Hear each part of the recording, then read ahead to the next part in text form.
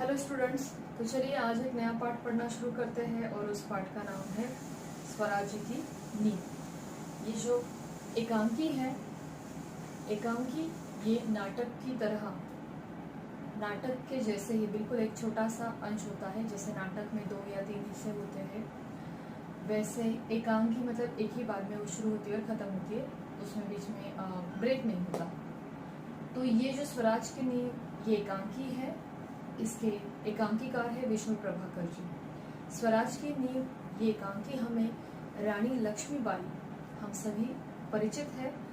रानी लक्ष्मीबाई जो वीरांगना थी, झांसी की रानी थी, उसके त्याग और उसकी वीरता की, इसके ऊपर ये एकांकी आधारित है। अंग्रेजों के द्वारा जब रानी लक्ष्मीबाई की झांसी छीनी गई, उस समय अपनी झांसी को वापस अपने हाथ में लेने के लिए रानी लक्ष्मीबाई ने जो वीरता दिखलाई, जो त्याग किया, उसी की ये कहानी है। इस एकांकी में उसके साथी है उसकी सखी जूही, मुंदर, तात्या जो कि सेनापति थे, और राव साहेब जो रानी लक्ष्मीबाई के सहयोगी पेशवा। तो जब ये झांसी उससे छीनी जाती है और जब उसे ये पता चलता है कि पेशवा भी हार गए हैं, पेशवा को हरा दिया गया है, तब उसका खून खौल उठता है और वो कह देती है कि ये जो राग रंग में डूबे हुए सब है, पेशवा, नवाब, इनकी अकल अब ठिकाने आ जाएगी। उसी समय तात्या साहब का वहाँ पे प्रवेश होता है और वे कहते हैं कि दुश्मनों की तोपें गरज रही है, और वे भी रानी लक्ष्मीबाई का साथ देने के लिए तैयार होते हैं। और रानी लक्ष्मीबाई भी ये जो वीरता है अपनी सारे वीरों के अंदर, देशभक्तों के अंदर, ये वीरता जो है, इसके ऊपर इस वीरता को वो ललकारते हुए वो भी ये कह देती है या वो प्रण करती है कि ये युद्ध उसके लिए आखिरी युद्ध होगा, या तो वो ये युद्ध जीत जाएगी या फिर देश के लिए अपने प्राण समर्पित कर देगी। लेकिन जो भी देशभक्त होके गए हैं, जो भी वीर होके गए हैं, उनका अपमान, उनके बलिदान का अपमान वे नहीं होते। और इस तरह से ये जो देशभक्ति की भावना है, यही स्वराज्य की नींव कही गई है। जिस प्रकार से कोई इमारत होती है और इमारत अगर मजबूती से खड़ी होनी चाहिए, मजबूत होनी चाहिए, तो उसकी नींव यानी उसका बेस जो है उसे मजबूत बनाना पड़ता है। अगर नींव मजबूत हो तो इमारत मजबूती से खड़ी हो जाती है, सुंदर तरीके से खड़ी हो जाती है। तो स्वराज्य की नींव, इसका अर्थ है कि सबके मन में देशभक्ति की भावना को जगाना, स्वराज्य को पाने की, स्वतंत्र करने की इच्छा को जगाना। ठीक है, तो इस प्रकार से ये एकांकी है। चलिए एकांकी पढ़ना स्टार्ट करते हैं।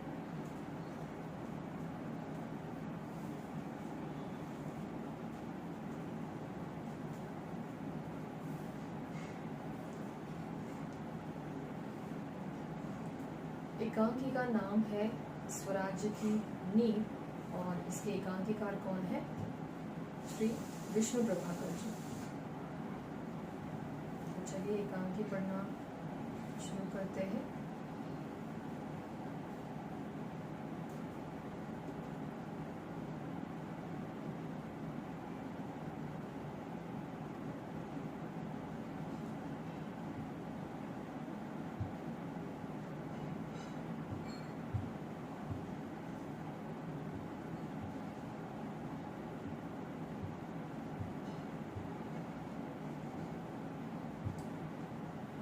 स्वराज्य की नींव एकांकी का नाम है। प्रस्तावना पढ़ते हैं पहले। इस एकांकी में प्रथम स्वतंत्रता संग्राम जो 1857 को हुआ था, में झांसी की रानी लक्ष्मीबाई के त्याग, बलिदान एवं संघर्ष का अंकन किया गया है। स्वराज्य को लाने में जहां अनेक वीरों ने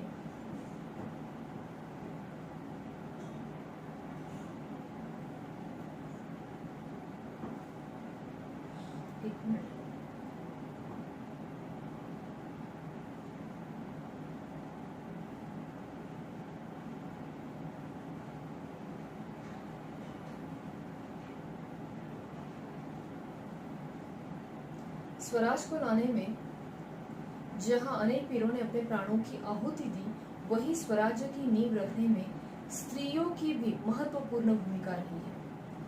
तो स्वराज्य को प्राप्त करने में, देश को स्वतंत्रता दिलाने में बहुत सारे वीरों ने अपने प्राण त्याग दिए थे, बलिदान कर दिया प्राणों का।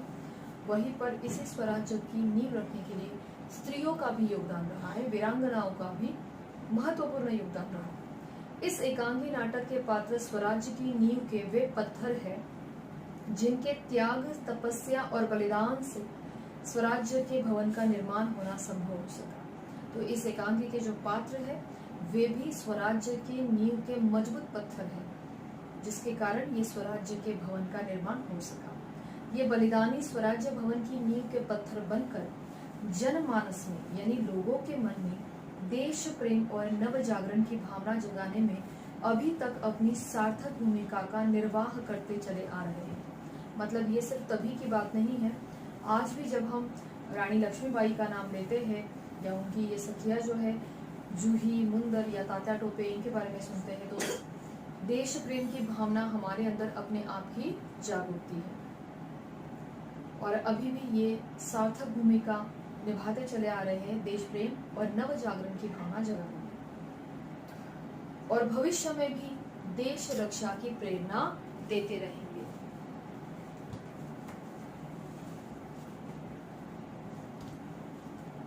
पात्र परिचय देखिए, लक्ष्मीबाई, रघुनाथराव, जूही, तात्या टोपे, मुंदर और सेनामयल, ये सारे पात्रों के नाम हैं। अब एकांकी पढ़ना शुरुआत करते हैं। रंगमंच पर युद्ध भूमि का दृश्य है। सैनिक कैंप में महारानी लक्ष्मीबाई अपनी सखी जूही के साथ उत्तेजित अवस्था में मंच पर प्रवेश करती है। उत्तेजित मतलब बहुत जैसे क्रोध में है, वो जोश में है। लक्ष्मीबाई, मेरे देखते देखते क्या से क्या हो गया जूही? झांसी, कालपी, ग्वालियर कहाँ गई? मंजिल पास आकर भी दूर चली जाती है। स्वराज्य को आते हुए देखती हूँ, परंतु दूसरे ही क्षण मार्ग में हिमालय अड़ जाता है।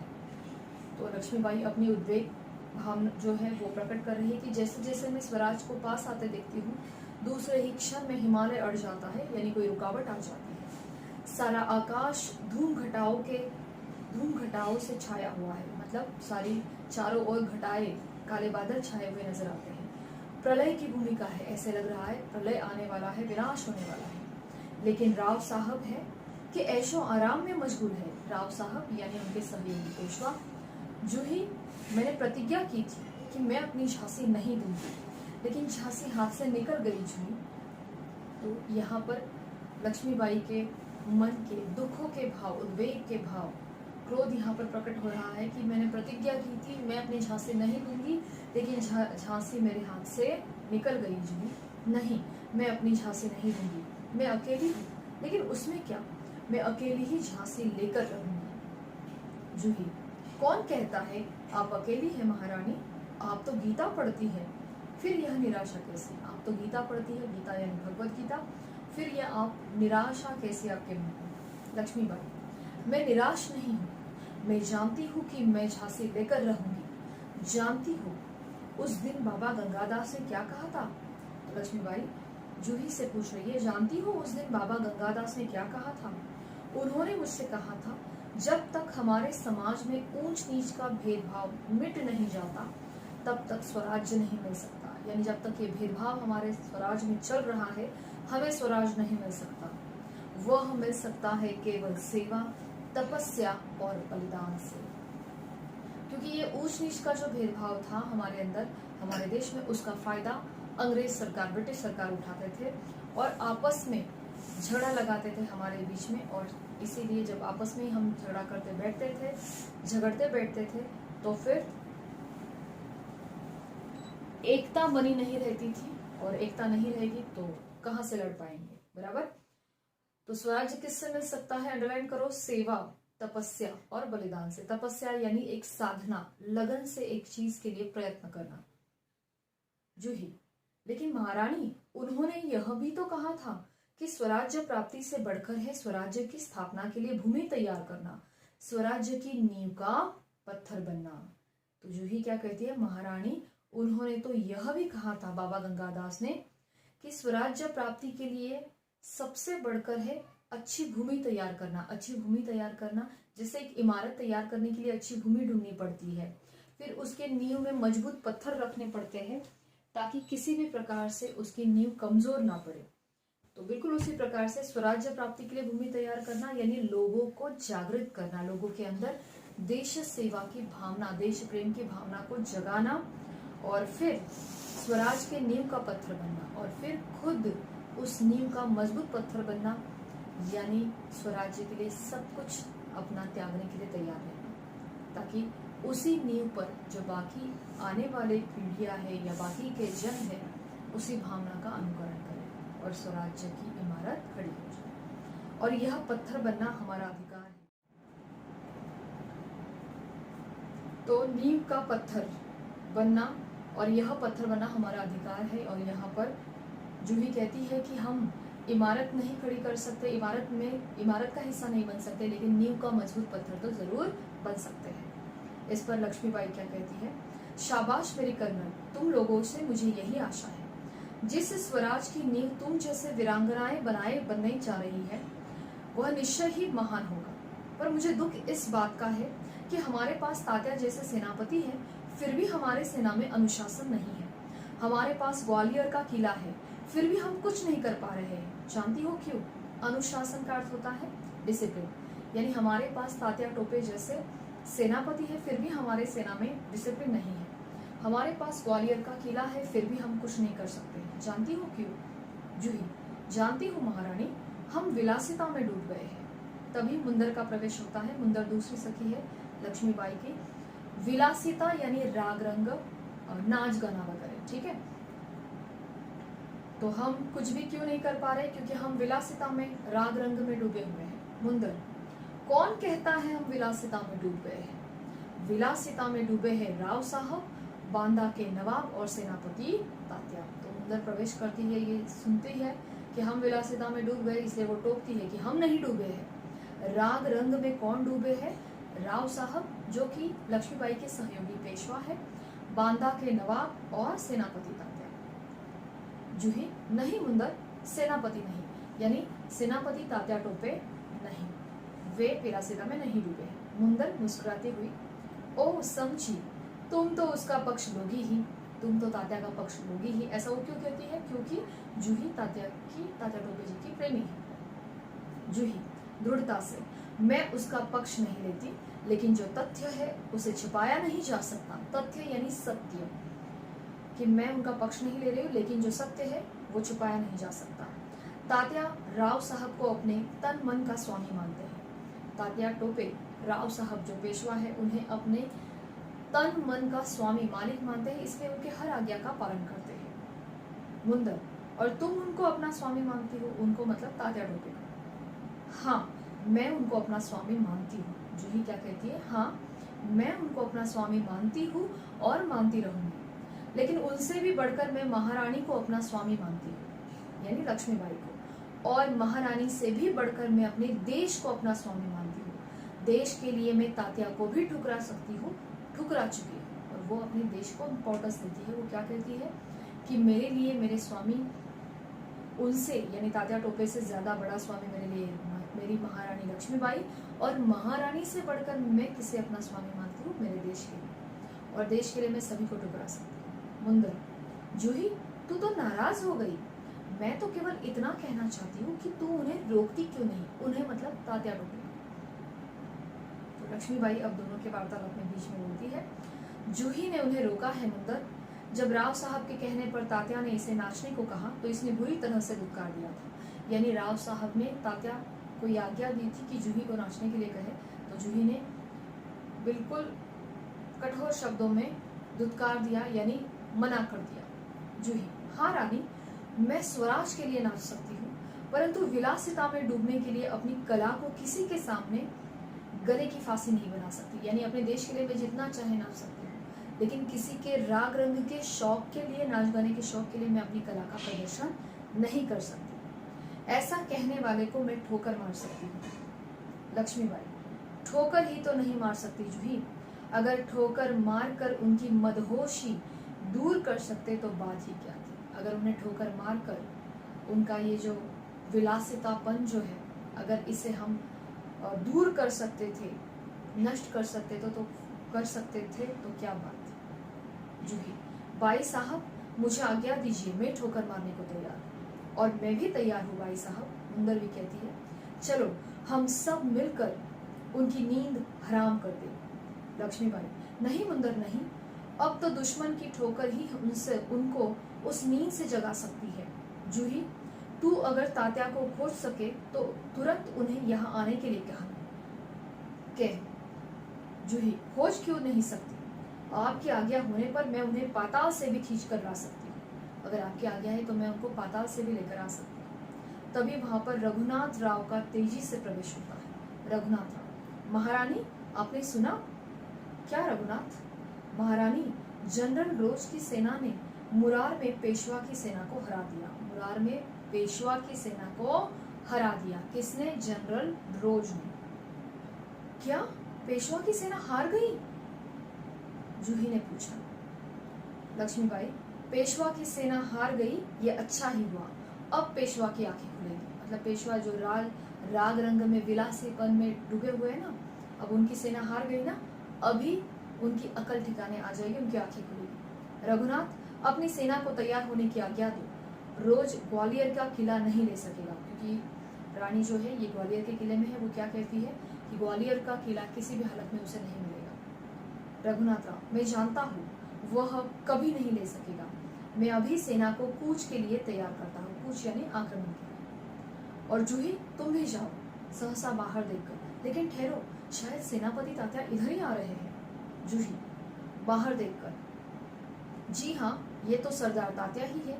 तात्या का प्रवेश होता है। कहिए सरदार तात्या, आप आज आप इधर कैसे भूल पड़े? लक्ष्मीबाई ने उनसे पूछा। तात्या, बाई साहब, मैं किसी के लिए सरदार हो सकता हूँ, पर आपके लिए तो मैं सेवक हूँ। तो आप मुझे सरदार तात्या इस प्रकार मत कहिए, क्योंकि मैं किसी के लिए सरदार हो सकता हूँ, लेकिन आपका तो मैं सेवक हूँ।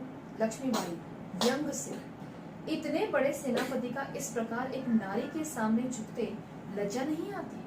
तो उनके उपहास की दृष्टि से उन्हें ये लक्ष्मीबाई कहती है कि एक सेनापति होकर आप एक नारी के सामने ऐसे झुक रहे हैं, आपको लज्जा नहीं आती? खैर छोड़ो इस बात को, यह तो तुम्हारी विनम्रता है, विनम्रता यानी पोलाइटनेस। लेकिन यह तोपों की आवाज कैसे आ रही है? ये कौन सा उत्सव मनाया जा रहा है?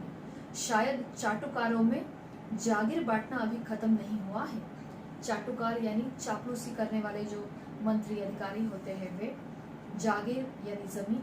तो शायद पेशवा खुश होकर अपने चापलूस लोगों को जमीनें बांट रहे हैं। शायद वो अभी तक खत्म नहीं हुआ है और शायद उसी का उत्सव मना रहे हैं। तात्या, बाई साहब, आपको हमें लज्जित करने का पूरा अधिकार है। मतलब आप इस तरह से हमें शर्मिंदा कर सकते हैं, हमारा अपमान कर सकते हैं, हम इसी योग्य हैं।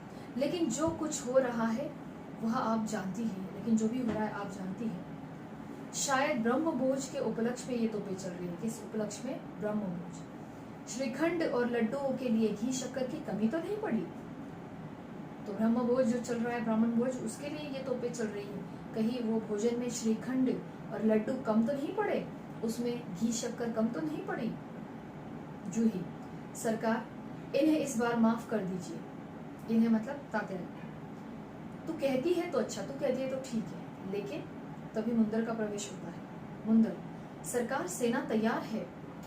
तो मैं भी तैयार हूँ, लक्ष्मीबाई ने कह दिया। तात्या, तुमसे मुझे बहुत आशाएं थी, तुम्हारे रहते यह सब क्या हो गया? जूही, सरकार, ये स्वामी भक्त है। स्वामी भक्त यानी अपने मालिक के भक्त, मालिक के हर आदेश का पालन करने वाले। तो तात्या जो है ये पेशवा के सेनापति है, स्वामी भक्त है, उनके स्वामी पेशवा है, तो उनकी हर आज्ञा का पालन कर रहे हैं। तो लक्ष्मीबाई क्या कहती है?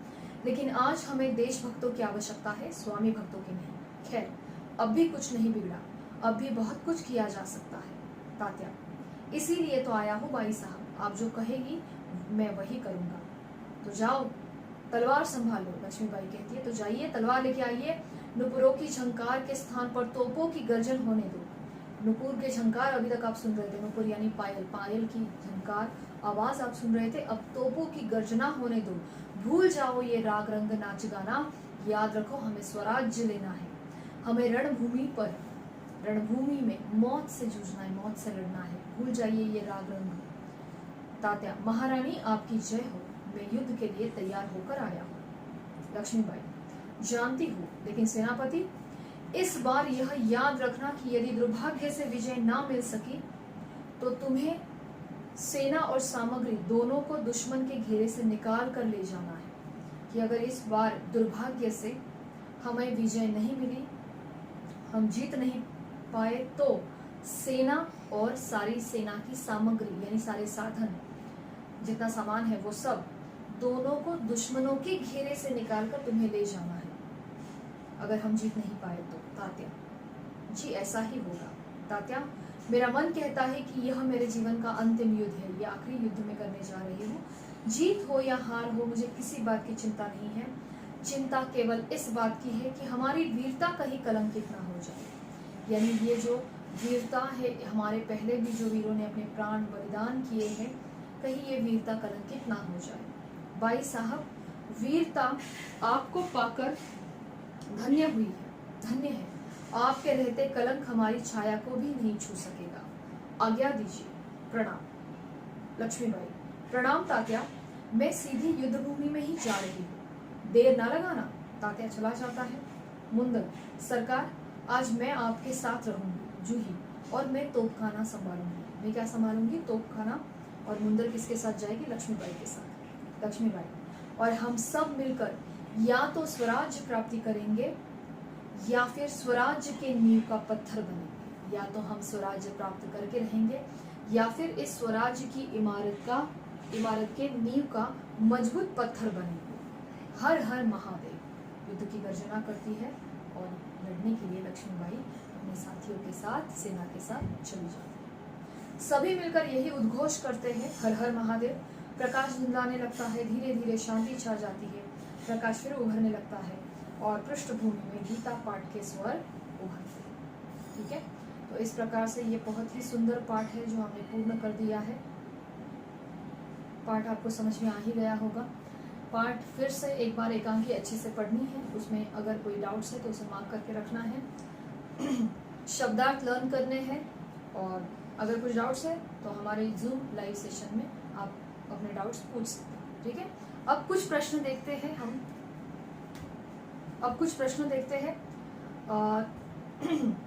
जनरल रोज ने किसकी सेना को हरा दिया था? तो मुरार में पेशवा की सेना को हरा दिया था। फिर युद्ध में जाते समय मुंदर ने रानी के सामने कौन सी इच्छा प्रकट की? उनके साथ रहने की। युद्ध में जाते समय मुंदर ने रानी के सामने यही इच्छा प्रकट की कि वे युद्ध में रानी के साथ ही रहेगी। फिर पेशवा की हार का समाचार पाकर रानी ने क्या कहा कि अच्छा हुआ, अब पेशवा की आंखें खुलेगी। जूही कौन है? तो जूही रानी लक्ष्मीबाई की सखी है, और वो देश के लिए किसे ठुकरा सकती है? तो वो अपने प्रेमी तात्या को भी ठुकरा सकती है। तो इस प्रकार से कुछ प्रश्न हैं। तो ये पाठ हमने पूर्ण कर दिया है। पाठ अच्छे से पढ़ लीजिए, और जो भी डाउट्स रहेंगे उसे मार्क कर दीजिए। तो हम जो जूम लेक्चर रहेगा उसमें ये सारे डाउट्स, जो भी डाउट्स हैं आपके, वो क्लियर करेंगे। और प्रश्न उत्तर अगर आपके पास है, नोट्स दिए गए हैं, तो आप वो प्रश्न उत्तर जरूर पढ़ें। ओके, तो आज के लिए ये पाठ हमने कंप्लीट कर दिया है। अगले वीडियो में फिर मिलेंगे नए पाठ के साथ।